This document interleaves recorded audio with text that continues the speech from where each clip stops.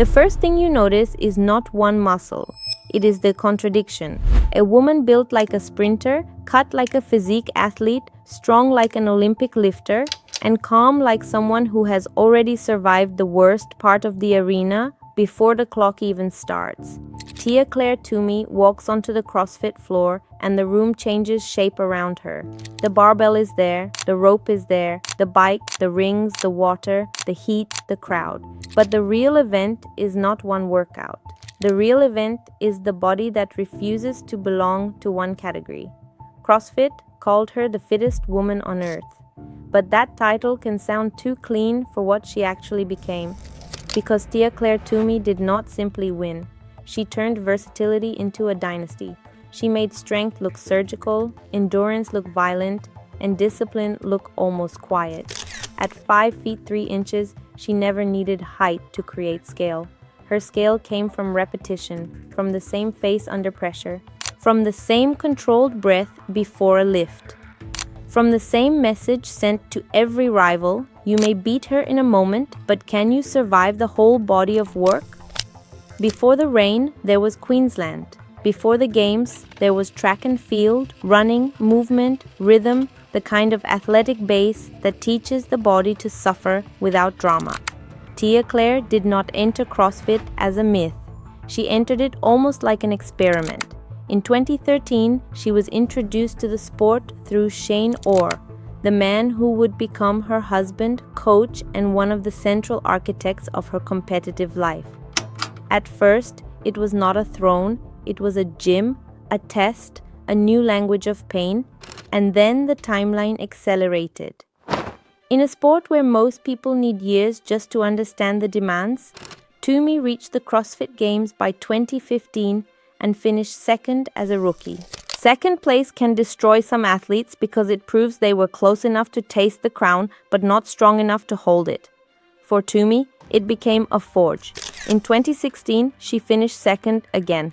That same year, she represented Australia in Olympic weightlifting in Rio, snatching 82 kilograms and clean and jerking 107 kilograms in the 58 kilogram category. CrossFit gave her chaos. Weightlifting gave her precision. Together, they built something rare.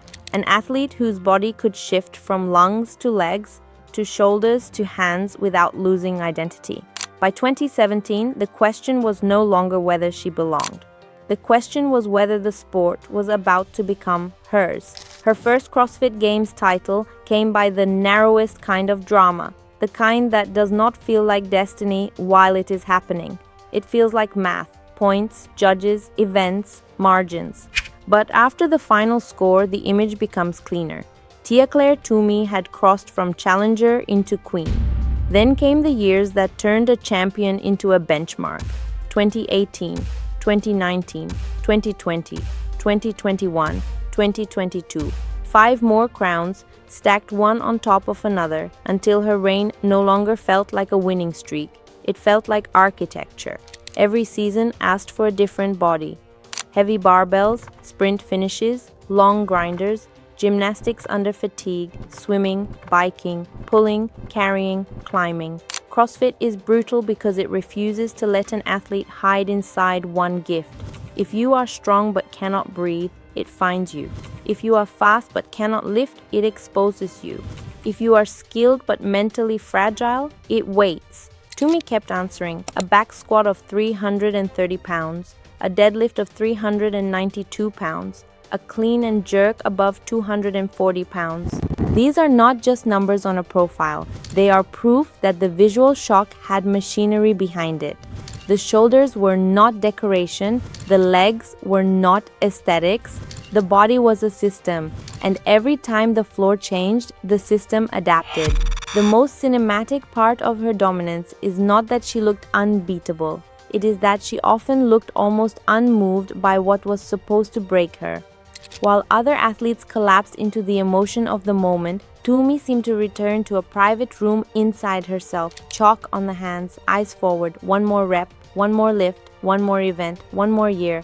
For a female athlete, the body is not only a tool, it becomes a public argument, too muscular for some, too dominant for others, too intense, too disciplined, too unsoft, too impossible to place inside the old shape of femininity, Toomey's body challenged that shape without making speeches. It simply performed.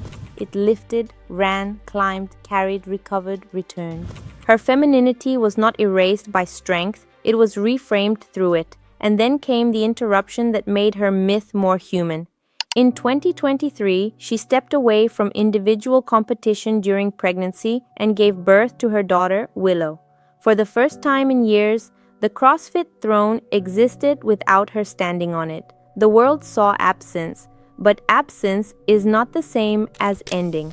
When Tia-Clair Toomey returned in 2024 and won again, the story changed. It was no longer only about dominance. It was about return, about the body after motherhood, about whether the greatest could still carry the crown after life had redrawn her center.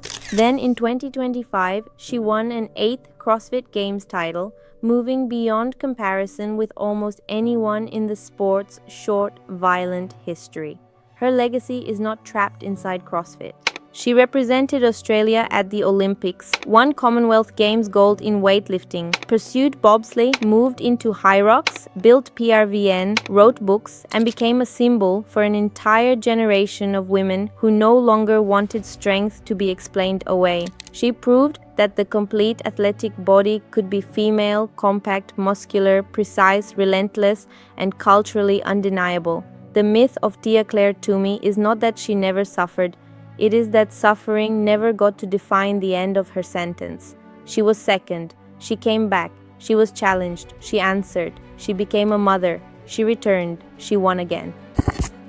In the old world, strength was supposed to make a woman harder to understand. Tia-Clair Toomey made the opposite true.